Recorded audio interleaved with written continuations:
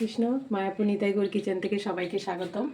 আপনাদের সাথে আছি আমি জয়প্রিয়া সখী দেবী দাসী। আপনারা কেমন আছেন? আশা করি ভগবানের কৃপায় সবাই ভালোই আছেন। আজকে আবার চলে এসেছি আজকে নতুন একটা রেসিপি নিয়ে আপনাদের সাথে শেয়ার করব। বাচ্চাদের টিফিনে দেওয়া, অনেক সময় টিফিনে কী দেবো আমরা খুব চিন্তায় পড়ি, তখনই যাতে করে এই সবজিও খেতে পারে বাচ্চারা অনেক সময় সবজি খায় না, তার জন্য একটু ওদেরকে যাতে ঠিক করে দেওয়া যায় সেই মতোই আমি আজকে একটা রেসিপি আপনাদের সাথে শেয়ার করব। আমি আজকে পাউরুটি দিয়ে বানাবো রেসিপিটা। এখানে আমি পাউরুটি নিয়েছি, দেখুন আমি এখানে আটার ব্রেডটাই নিয়েছি, কারণ ময়দাটা স্বাস্থ্যসম্মত হয় না বলে বেশিরভাগ আমি পাউরুটি আটারটাই ব্যবহার করি। এখানে আটার ব্রেড নিয়েছি, আর এখানে আমি একটু নিয়েছি গাজর, যেহেতু শীতের এই সবজি বাচ্চাদের খুবই উপকারী, গাজর, ক্যাপসিকাম, আর এখানে নিয়েছি একটু সুইট কর্ন। প্রথমে আমি এই পাউরুটি এই পাউরুটির মধ্যে একটু সস, একটু টমেটো সস, এটা আমার ঘরেই বানানো টমেটো সসটা, একটু টমেটো সস ভরিয়ে দিচ্ছি, কারণ এরকম খাবারগুলি বাচ্চাদের প্রিয়, তার জন্য যাতে ওদের পেটটা ভরা থাকে, তারপর ওদের যাতে একটু স্বাস্থ্য ভালো থাকে, সব কিছুই ব্যালেন্স করতে হবে। এর জন্য আমি আজকে এই পাউরুটিটাই নিয়েছি ওদের টিফিনে বানানোর জন্য। প্রথমে আমি এই সসটা ভালো করে পাউরুটির মধ্যে দিয়ে দিচ্ছি, একটু সস লাগিয়ে দিলাম। সসটা বাচ্চাদের যেহেতু খুবই প্রিয়, এর জন্য একটু সস দিয়ে দিলাম। এবার এখানে আমি নিয়েছি গাজরটা, এটাও আমি একটু কাঁচাই দেব। আপনারা চাইলে একটু কড়াতে একটু হালকা ভেজেও দিতে পারেন, আমি বেশি ভাজা করব না, কারণ এটা আমি গ্রেট করে দিয়েছি, যেহেতু এটা এমনি ভাপ যখন আমি একটু কড়াতে দেব তখনই সেটা সিদ্ধ হয়ে যাবে। আর সবজিটা যেরকম বেশি ভাজা না করাই ভালো। আর এখানে অল্প অল্প করে ক্যাপসিকামও দিয়ে দিচ্ছি।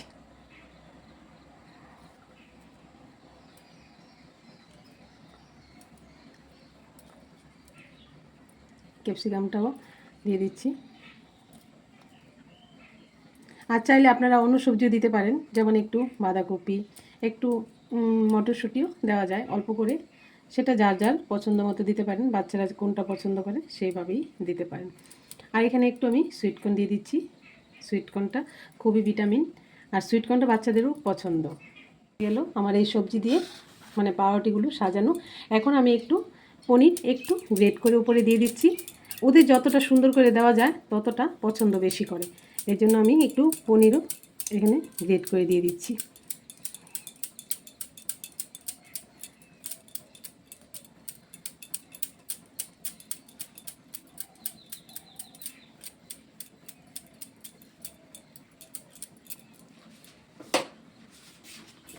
পনিরটা দেওয়া হয়ে গেছে, এখানে আমি একটু গোলমরিচের গুঁড়ো দিয়ে দিচ্ছি হালকা করে।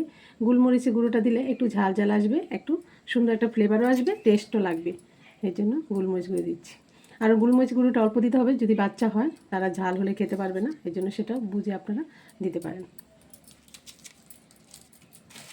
আর এখানে আমি একটু চিজ নিয়েছি, যেহেতু বাচ্চারা চিজটা খুব পছন্দ করে, আমি জন্য আমার হাতে ছিল, যদি চিজ না থাকে না দিলেও পারেন, অসুবিধা হবে না, যেহেতু এখানে পনির দেওয়া হয়েছে, না দিলেও হবে, তাও আমার কাছে ছিল বলে আমি একটু চিজ দিয়ে দিচ্ছি।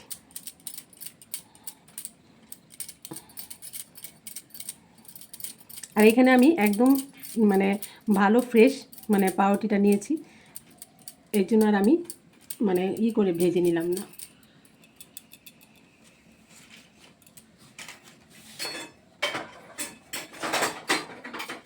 আমি এখানে একটা ফ্রাই প্যান বসিয়ে দিয়েছি, এর মধ্যে আমি 1 চামচের মতো একটু সাদা তেল দিয়ে দিচ্ছি।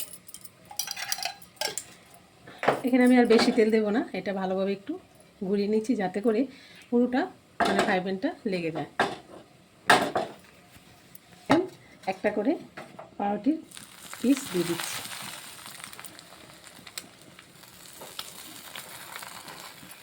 আমার যেহেতু ফ্রাই প্যানটা বেশি বড় না, এর মধ্যে 3টেই হবে, আমি 3টেই দিলাম। এটা দিয়ে আমি 2 মিনিটের জন্য একটু ঢাকা দিয়ে দিচ্ছি, যাতে করে সবজিগুলো একটু নরম হবে, চিজটা একটু গলবে আর ভালো লাগবে। 2 মিনিট, জাস্ট 2 মিনিট দিলেই হয়ে যাবে আমাদের এই ব্রেড টিফিনটা। এই যে 2 মিনিট পর আমি ঢাকনাটা খুলে দিচ্ছি। দেখুন এই যে পাউরুটিটাও নিচেরটা ভাজা ভাজা হয়ে গেছে, এই যে এখন এটা আমি নামিয়ে দিচ্ছি।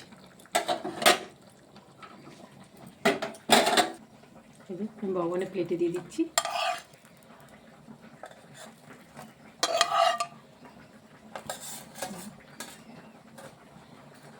এখন আমি আমার দোকান থেকে ঠান্ডা করে তুলসী পাতা দিয়ে ভোগ লাগিয়ে দেবো, ভোগ লাগিয়ে টিফিনে দিয়ে দেবো।